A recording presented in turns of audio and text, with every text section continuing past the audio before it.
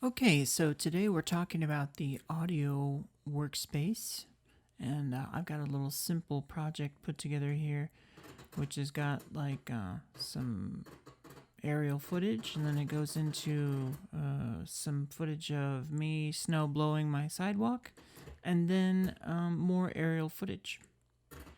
And underneath of that, you'll see that I have, this is the audio or pieces of audio from the GoPro footage. And then below that, I have some footsteps. And then below that, I have some city ambience.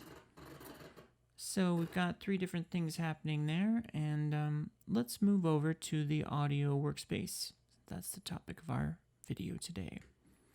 So if we're here in the audio workspace, we can see that we don't have the source monitor usually. We have the audio track mixer. And this mixer is the one, as you can guess from the name, it affects the volume of the individual tracks in the sequence. And so that is different than the clip mixer, which you can also see here. But in this, we're just affecting each of the clips. So if I were to highlight this, or actually I don't need to highlight it, it just happens to be wherever I'm at. You can see those clips show up here. And for example, if I'm here, A2, I want to affect that one. This is A2. And if I turn this down, you'll see that when I go back to the previous clip on that track, now it's back up to 0. So as I scrub through, you can see where I lowered the volume on this particular clip, it comes down when I forward through. So that's handy.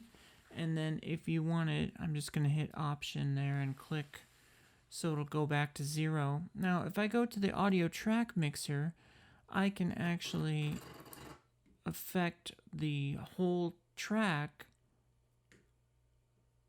and it won't matter which clip I'm on. You see, either one, and it will stay down the whole time. And this goes for the same. This goes the same way for automation and stuff too, which is handy. The master audio track, well, you set that when you make the new sequence in the first place. So if I were to be in my timeline panel and then go here to sequence and sequence settings, oh, looks like that went to the other window. Let me drag this over here. Here we go.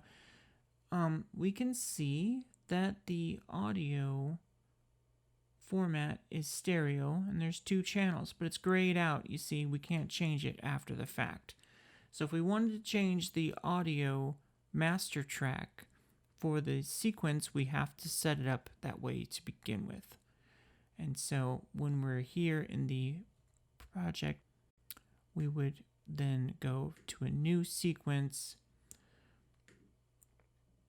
Here we go, tracks. This is what I'm looking for, stereo. We can change it to 5.1 or to multi-channel or just to mono. And that means that there's no panning involved at all. So these are the different options you've got. You've got to choose wisely before you make your sequence, obviously, as you're not able to edit it afterwards.